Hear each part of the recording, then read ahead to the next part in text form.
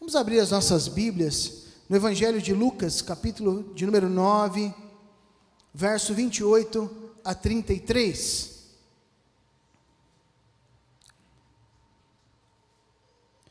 Lucas 9, de 28 a 33. Você pode acompanhar conosco nas telas ou também na tua Bíblia. Lembrando também aos amados que todos os domingos pela manhã nós temos estudado, estamos na segunda lição da carta de Paulo aos Romanos. Uma carta bem profunda, queridos, onde ele trabalha sobre a justificação e conteúdo muito profundo para as nossas vidas. Eu quero te encorajar a estar participando conosco de forma online, enquanto nós não retornamos de forma presencial. Lucas 9, verso de número 28, diz assim: E aconteceu que quase 8 dias depois destas palavras, tomou consigo a Pedro, a João e a Tiago, e subiu ao monte a orar. E estando ele orando, transfigurou-se a aparência do seu rosto, sua roupa ficou branca e muito resplandecente. E eis que estavam falando com ele 2 homens, que eram Moisés e Elias, os quais apareceram com glória e falavam de sua morte, a qual havia de cumprir-se em Jerusalém. E Pedro e os que estavam com ele estavam carregados de sono, e quando despertaram, viram a sua glória e aqueles 2 homens que estavam com ele. E aconteceu que, quando aqueles se apartaram dele, disse Pedro a Jesus: Mestre, bom é que nós estejamos aqui, e façamos 3 tendas, uma para ti, uma para Moisés e uma para Elias, não sabendo o que dizia. Agora eu quero te convidar a pular para o capítulo de número 22, verso 39 a 46. Lucas 22, de 39 a 46.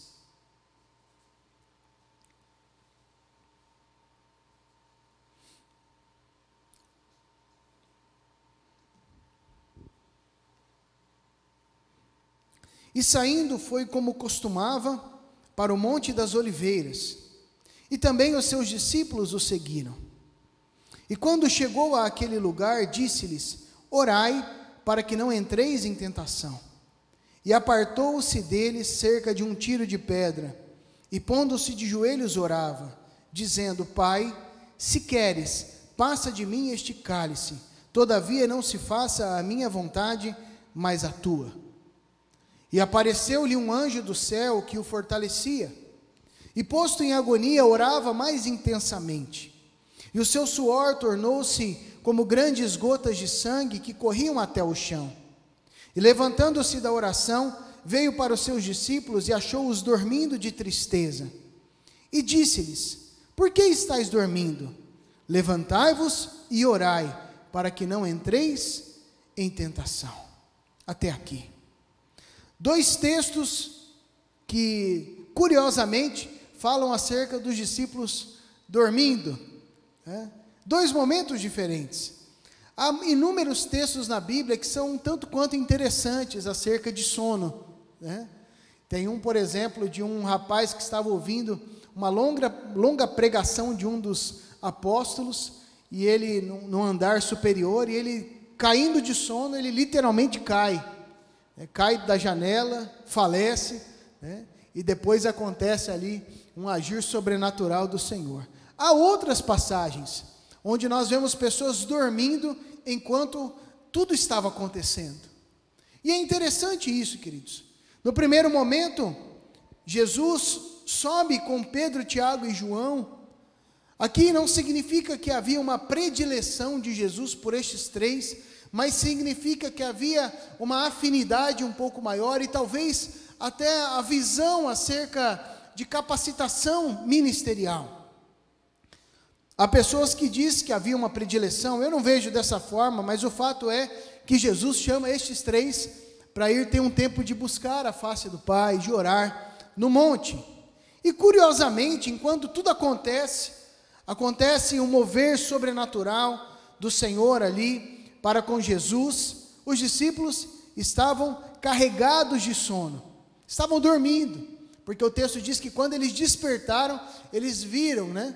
É mais ou menos quando a pessoa está dormindo ali, ela acorda e não sabe nem onde o ônibus está, onde o carro está viajando. Foi o que aconteceu com eles. O fato é que Jesus estava dormindo, estava buscando a face do Pai. Neste primeiro momento, a busca de Jesus, de oração, não tinha a ver com a sua crucificação, tanto quanto no segundo momento. Mas Jesus estava orando. E o projeto, o propósito daquela ida ao monte era orar.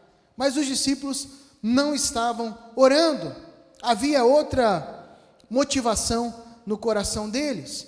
Mas quando eles acordam e veem tudo aquilo, né, como eu disse, acordaram, o carro já estava andando e quiseram ainda dar pitaco, né? E foi mal essa, né? Disseram a Jesus, vamos fazer aqui, né? Quem que disse? Pedro, tinha que ser ele, né? Bom, mestre, já que nós estamos aqui, vamos fazer 3 tendas aqui. Ou seja, ele nem sabia o que estava acontecendo, qual que era a palavra de Deus, a mensagem a Jesus, e ele ainda chega querendo fazer uma média aqui com Jesus. No segundo momento, Jesus sobe ao Monte das Oliveiras para orar, e aqui ele não convida os discípulos, mas os discípulos vão juntamente com ele. E uma vez que eles estão juntos ali com ele, né, ele dá uma ordem aos seus discípulos: olha, orem para que vocês não entrem em tentação. Aqui nós poderíamos colocar qual era a tentação.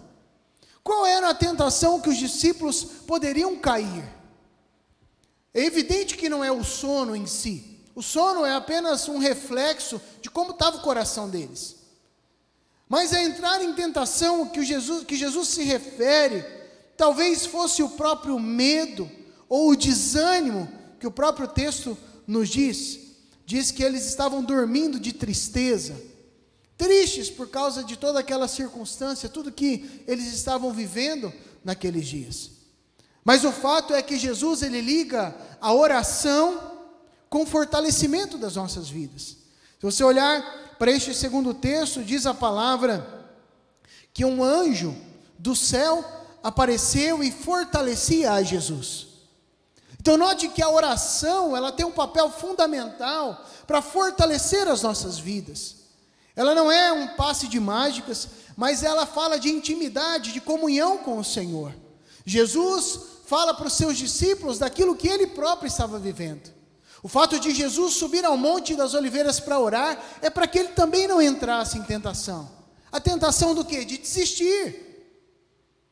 Note que a oração de Jesus é: Pai, se possível, passa de mim este cálice. Está difícil. Se for possível, vamos traçar uma outra estratégia. Será que não tem um outro jeito de a humanidade ser redimida? É a morte. Mas o próprio Jesus, por estar em oração, ele sempre coloca o seu coração, dizendo: contudo seja a tua vontade e não a minha. Mas curiosamente, Jesus novamente acha os seus discípulos dormindo. E se você acompanhar o texto, você vai ver que isso se repete. E Jesus exorta eles: por que vocês estão dormindo, né? Por que estáis dormindo? Levantai-vos e orai, para que não entreis em tentação. Sabe, amados, quando nós temos este tema ministrando a nossa vida, é a hora de despertar.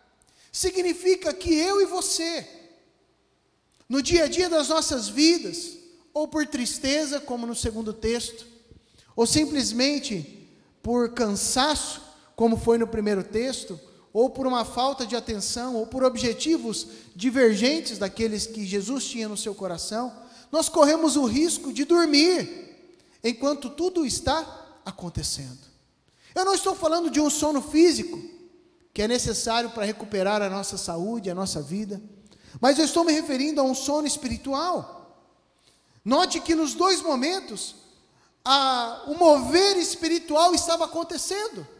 O problema não era com Jesus, o problema não era com Deus, o problema não era com o agir do Espírito Santo, mas o problema neste caso era com discípulos que estavam com os seus pensamentos em outras coisas.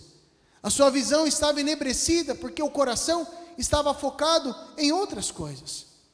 E nós precisamos ficar atentos, queridos. Nessa noite nós vamos trabalhar 3 questões de por que os discípulos dormiam nesta ocasião. Isso Deus fala muito ao meu coração, porque eu e você podemos correr esse sério risco de, por esses motivos, acabarmos dormindo enquanto o Senhor está operando. Estarmos dormindo enquanto Deus está fazendo, enquanto o Senhor está falando, enquanto pessoas estão tendo experiências com o Senhor, enquanto Deus está transformando, pessoas têm se convertido, e nós corremos o risco de estarmos dormindo enquanto tudo isso está acontecendo. A pergunta então que não quer calar é: por que os discípulos estavam dormindo? E Deus falou neste texto comigo 3 motivos que levavam eles a estarem dormindo. Quais são eles? O primeiro motivo por que os discípulos dormiam, porque os pensamentos não eram os mesmos de Cristo. O pensamento que estava recorrente na vida daqueles irmãos, e aqui não é uma assertiva condenativa, não estou condenando os irmãos, porque nós também podemos passar por isso, mas eles estavam com os pensamentos voltados para outras coisas, para o cansaço, para a tristeza. O próprio Jesus advertiu-os dizendo: olha, orem, porque senão vocês vão acabar caindo em tentação. Foquem os pensamentos de vocês em Deus, foquem a vida de vocês em Deus. E é interessante trazermos isso para a nossa vida, queridos. Não há pessoas que são mais abençoadas por Deus e outras menos. Não há pessoas privilegiadas diante de Deus. Talvez você pode olhar para a tua vida de uma forma errônea e dizer: ah, pastor, a minha vida parece que tudo dá errado, né? Parece que tudo que eu faço não funciona. E o outro, olha o outro como ele é bem sucedido. Isso é uma visão um tanto quanto limitada e distorcida da realidade. Porque na prática, queridos, diz a palavra que o sol nasce sobre bons e maus. A chuva cai sobre bons e maus. O fato é, queridos, que muitas vezes os nossos pensamentos estão distorcidos. Os problemas estavam sobre Jesus. Jesus estava enfrentando uma grande luta. Imagine o peso da responsabilidade. Ah, mas Jesus era Deus. Ele abriu mão da sua glória e se fez homem. Estava sofrendo, suou gotas de sangue, tamanho sofrimento que estava sobre a sua vida. Mas Jesus, ele entendia: se eu estiver conectado com o Pai, o meu foco estiver em oração, buscando a vontade de Deus, mesmo que a minha situação terrena seja adversa, os meus olhos vão enxergar conforme os olhos do Senhor. Os discípulos não viram dessa forma, apesar de Jesus ter os advertido. E muitas vezes, essa é a nossa realidade. Passamos por lutas, como Jesus passou, como outros profetas, apóstolos, servos e servas de Deus, mas se os nossos pensamentos não forem os mesmos do Pai, não tivermos a nossa vida de oração buscando a face do Senhor, pode ser que nós nos encontremos dormindo e, por consequência disso, tendo uma visão errada do mover de Deus em nós e através de nós. É interessante que o verso 41 e 42 narram a diferença dos pensamentos de Cristo. Enquanto os discípulos, entristecidos com a circunstância, foram dormir, Jesus estava se fortalecendo no Pai. Diz o texto que ele se aparta cerca de um tiro de pedra, talvez de 5 a 10 metros de distância, e ajoelhado, nas pedras mesmo, no chão rústico, não tinha uma almofadinha, não tinha nada disso. Ele estava ali orando, derramando o seu ser diante do Senhor e declarando: Pai, se queres, passa de mim este cálice, todavia não se faça a minha vontade, mas a tua. A perspectiva, os pensamentos de Jesus estavam em um turbilhão entre escolher a vontade do Pai e escolher a sua.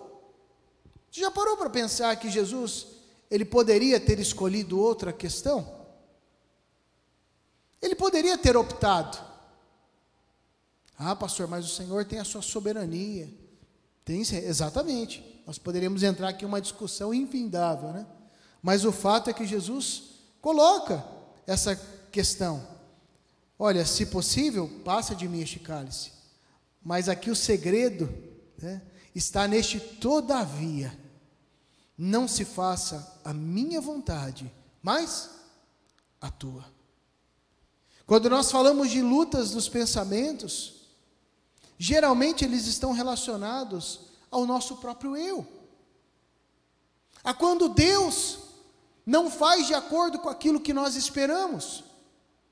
Ou a quando as coisas saem do nosso controle e Deus começa a operar de outras formas. A maior parte das pessoas que ingressam na caminhada religiosa vão bem, até o momento que o Senhor, né, requer delas o controle das suas vidas. Por que até o momento? Porque Deus não requer desde o início? Claro que requer desde o início.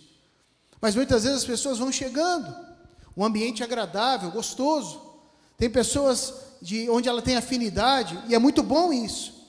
Mas quando nós nos deparamos com um Deus que quer ser não somente o Salvador das nossas vidas, mas o Senhor, um Deus que tem um plano para a nossa história, que tem uma vontade para ser estabelecida em nós e através de nós, aí começam os problemas. Aí nós começamos a cochilar, a dormir. Por quê? Porque é muito mais fácil nós vivermos como nós queremos. Como este evangelho manchado, falsificado, que muitas vezes nós ouvimos, como se Deus ele fosse obrigado a fazer como nós queremos, ou ainda mais, como se Deus fosse obrigado a nos fazer felizes, conforme os nossos princípios e a nossa ótica. Os nossos pensamentos precisam ser transformados, e ser os mesmos pensamentos que estão em Cristo Jesus. Quais são? Que não se faça a minha própria vontade, mas a vontade de Deus. Você já imaginou, queridos, orar esta oração de Jesus todos os dias? No casamento, por exemplo, você, minha irmã, de repente teu esposo, as coisas não estão saindo como você tinha planejado, e daí você disser: Senhor, se possível, me dá força para descer da cruz, pegar essa cruz e bater na cabeça do meu esposo, mas que não seja feita a minha vontade, mas a tua. Ou vice-versa, ou nos negócios: Senhor, a minha vontade é fazer este negócio, olha, tá bom demais, mas que não seja feita a minha vontade, mas a tua. A minha vontade é chegar e falar e arrebentar aquela pessoa com as minhas palavras, mas que não seja feita a minha vontade, mas a tua. É uma mudança de pensamento, é uma mudança de mentalidade. Os discípulos não estariam dormindo se o pensamento deles estivesse nas coisas celestiais. É que eu não estou aqui diminuindo eles, mas se eles estivessem com os pensamentos como os de Cristo, certamente naquele momento o sofrimento, a tristeza não os levaria a dormir, mas os levaria a estar mais próximos do Senhor. E aqui eu te pergunto, querido, os sofrimentos presentes, as lutas, ou as progressões, as bênçãos, estão te levando a dormir, quando você deveria estar buscando o Senhor, a estar desanimado, ou a estar num canto, quietinho, ou as lutas, os problemas e as dificuldades estão te levando para mais perto do Senhor, sabendo que no Senhor nós somos fortalecidos, e do Senhor vem o poder que nos faz capazes de resistir às tentações. Eles dormiam, porque os pensamentos não eram os mesmos de Cristo, mas hoje nós podemos despertar, se estávamos dormindo, e nos aproximar de Deus, sabendo que dele emana toda a graça, toda a misericórdia capaz de nos fazer suportar e vencer cada uma das nossas tentações. Porque os discípulos dormiam? Porque não somente os pensamentos não eram os mesmos, mas o sentimento deles não eram os mesmos de Cristo. Diz o texto que depois que aparece um anjo do céu que fortalecia a Jesus, Ele, posto em agonia, orava mais intensamente. E o relato nos diz que o seu suor tornou-se como grandes gotas de sangue que corriam até o chão. O estresse que Jesus estava era tremendo. O sentimento que havia no coração de Jesus, o texto traduz como agonia, mas só o fato de nós imaginarmos o extremo emocional, ao ponto de nós suarmos gotas de sangue, nós vemos que a agonia talvez seja pouco para exemplificar o que Jesus estava sentindo. Mas esta agonia era justamente desta guerra interna entre a sua vontade e a vontade de Deus, mas sabendo que a vontade do Pai é o melhor. Agonia advinda do peso, da responsabilidade de redenção da humanidade. Mas o sentimento dos discípulos neste momento era um sentimento onde os levava a fugir da realidade. Este sono não é apenas um sono de pensamentos distorcidos, mas é um sono que os levou à fuga. Um sentimento de tristeza, como nos diz o texto, mas que os levou a fugir daquela realidade.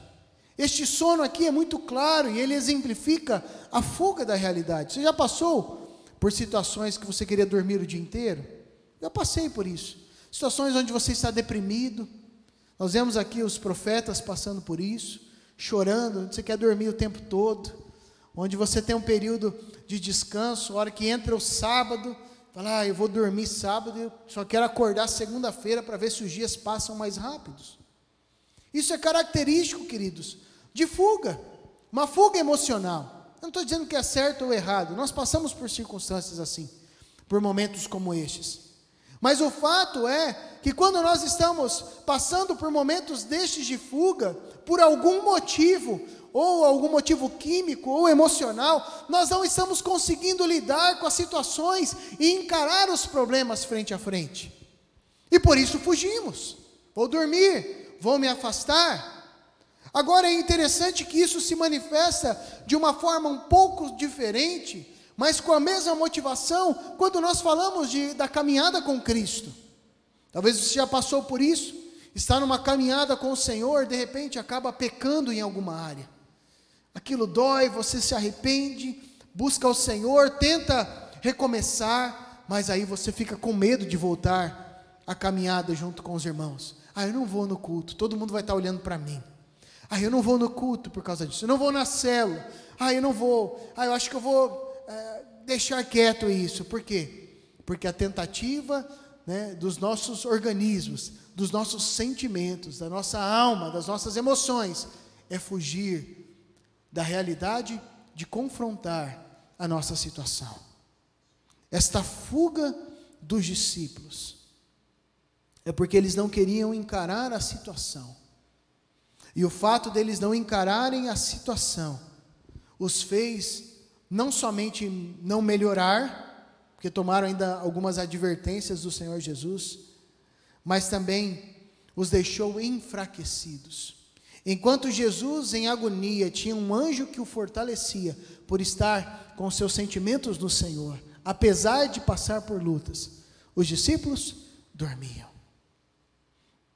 Sabe, amados, há uma reação meio que imediata das nossas vidas, de fugir. Mas nesta noite o Senhor nos chama a encarar. Em primeiro lugar, a orar e buscar esse fortalecimento nele, mas não a fuga do sono, não a fuga que nos leva para longe dos projetos do Senhor. Apesar de nós estarmos enxergando de forma diferente, o Senhor nos chama para perto dele, para que a nossa visão seja corrigida e possamos despertar. É isso que Jesus estava chamando a atenção dos discípulos. Despertem, porque vocês estão dormindo. Levantai-vos e orai, para que não entreis em tentação. Os pensamentos não eram os mesmos de Cristo. Os sentimentos não eram os mesmos de Cristo. E em terceiro e último lugar, que talvez uma das questões mais importantes, se é que nós podemos elencar, as prioridades não eram as mesmas de Cristo. A prioridade de Jesus naquele lugar era orar. Essa oração traria fortalecimento para ele, para que ele pudesse cumprir com a vontade de Deus, obedecer ao Pai. Oração para fortalecimento, para que houvesse obediência. Essa era a prioridade de Jesus. Jesus não estava preocupado com o exército romano. Jesus não estava preocupado com o que as pessoas estavam dizendo. Jesus não estava preocupado com seus próprios interesses. Mas as prioridades dos discípulos eram outras. Jesus, diz o texto no verso 39, saiu e foi como costumava para o Monte das Oliveiras, e os seus discípulos o seguiram. Note que no primeiro texto que nós lemos, Jesus chama os discípulos, agora Jesus vai. Eu não sei se aqui foi um ato pedagógico no sentido de ver se eles iriam atrás, ou se Jesus resolveu ir sozinho, porque no primeiro eles estavam dormindo. Eu não sei realmente qual foi a motivação, mas diz o texto que os seus discípulos seguiram. Mas quando chegou àquele lugar, Jesus ainda os ajuda. Orai para que não entreis em tentação. A prioridade de Jesus, quando ele fala sobre entrar em tentação, era orar para ser fortalecido, para obedecer o Pai. Orar para ser fortalecido, para obedecer o Pai. Os discípulos são chamados nessa direção, olha, orem para que vocês não caiam na tentação da desobediência. Mas não, o que eles fazem? Entristecidos vão dormir. Sabe, amados, o Senhor, quando Ele fala essas frases, esta frase específica, fala muito ao meu coração, porque isso fala da vida do dia a dia do cristão, que é orar, buscar a face do Pai, ler a palavra, ser edificado. Para quê? Para não cair em tentação. Mas muitas vezes as nossas prioridades são outras. Ou a nossa prioridade, como as dos discípulos, era fazer a própria vontade, não estou afim. Ok. Ou a nossa prioridade é investir em coisas passageiras. E aqui eu não estou dizendo que é errado, no primeiro momento, por exemplo, você poder, como eu sempre digo, ter momentos com a sua família. Não é sobre isso, queridos. Sobre você ter momentos com a sua família, investir no conforto para a tua casa, não é sobre isso. Mas é quando nós depositamos a nossa força, a nossa vida naquilo que é passageiro, esquecendo daquilo que é eterno. As prioridades são outras. Jesus estava naquele momento totalmente focado naquilo que ele tinha de fazer. Mas os discípulos estavam ali avoados, se preocupando com outras coisas. O que tem distorcido as nossas prioridades nos dias atuais, queridos?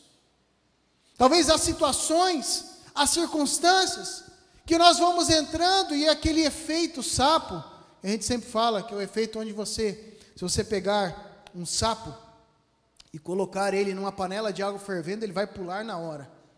Mas se você colocar ele numa panela de água fria e for esquentando aos poucos, como ele tem essa característica de se adaptar à sua temperatura, ele morre cozido e não pula. Não precisa fazer isso em casa, porque deixa o sapinho quietinho no canto dele. Mas isso é uma realidade. Ou será que as nossas prioridades estão sendo distorcidas com este efeito sapo? Estamos ali quietinhos, a temperatura vai mudando, o sistema vai mudando, e nós acabamos nos amoldando, nos transformando e nos parecendo com este século. Precisamos nessa noite, queridos, nos achegar perto do Senhor e rever as nossas prioridades, rever os nossos conceitos, rever as lutas que nós entramos. Às vezes travamos batalhas à toa, batalhas que não têm importância alguma, batalhas que têm a ver conosco, com o nosso próprio ego. Às vezes nós entramos em lutas, e isso desde o relacionamento conjugal a todo tipo de relacionamento. Entramos em brigas e discussões infindáveis, porque as nossas prioridades são diferentes, distorcidas. Quando na verdade o Senhor nos chama a termos as prioridades do reino de Deus, a sua justiça, a sua graça, a misericórdia, a presença dEle, vidas sendo transformadas, pessoas sendo alcançadas pelo Evangelho. O que tem distorcido as nossas prioridades? É tempo de despertar, e despertar para as nossas vidas é ter os nossos pensamentos transformados, os nossos sentimentos renovados e as nossas prioridades trocadas. Romanos capítulo 12, versículo 1 e 2, nós vamos estudar em breve este versículo a fundo, esses versículos, mas onde o apóstolo Paulo fala sobre este culto racional que nós estamos prestando, que é um momento de transformarmos a nossa mentalidade pela renovação da nossa mente, que acontece quando nós estamos adorando, buscando ao Senhor e lendo a sua palavra. É hora de nós despertarmos. Feche os teus olhos. Quero te convidar a se colocar em pé.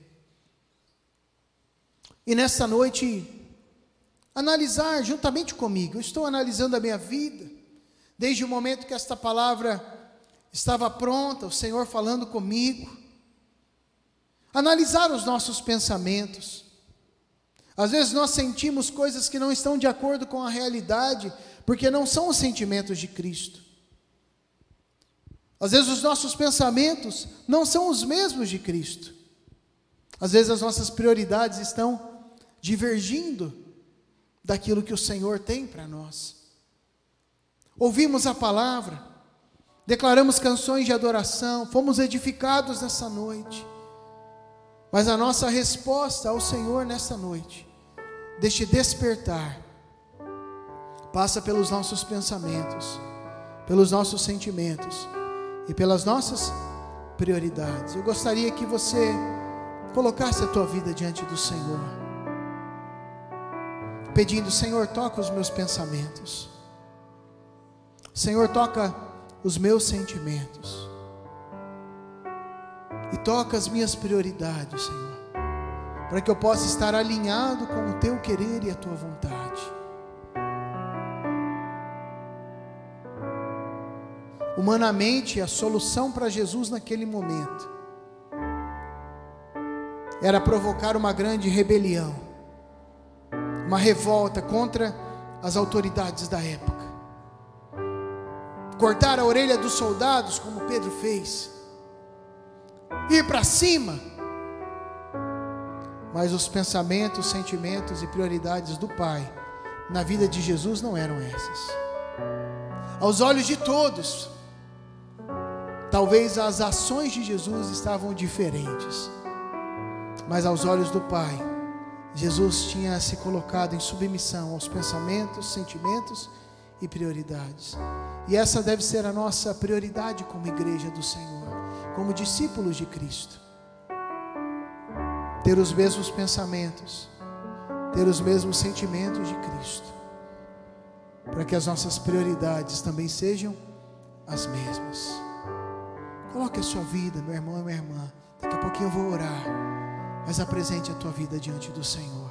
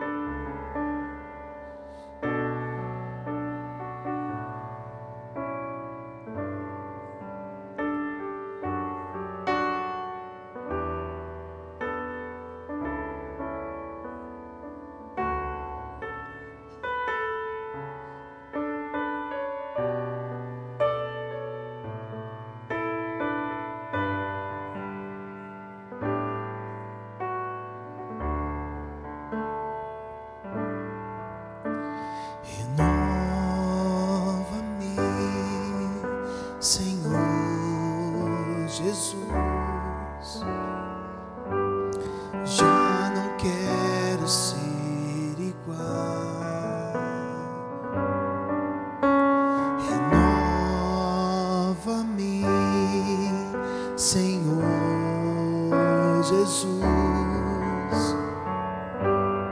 põe em mim teu coração, porque tudo que há dentro de mim necessita ser mudado, Senhor, porque tudo que há dentro do meu coração necessita mais de ti. Vamos declarar do início: renova-me, Senhor Jesus. Já não quero ser igual.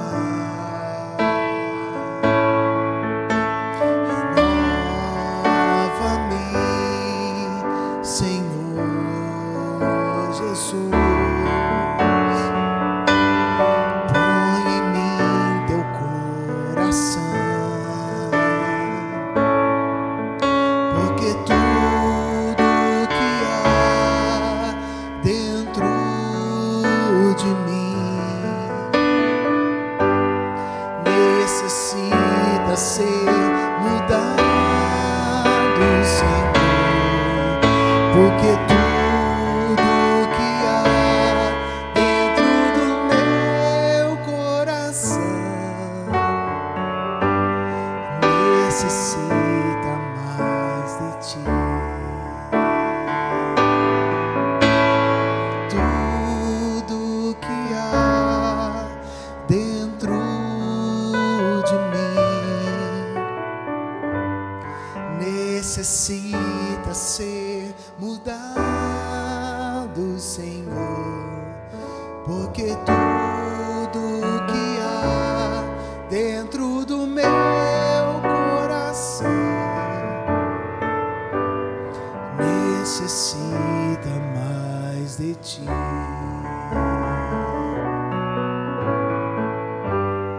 Necessita mais de ti. Necessitamos, Senhor. Necessita mais de ti. Nós precisamos do Senhor.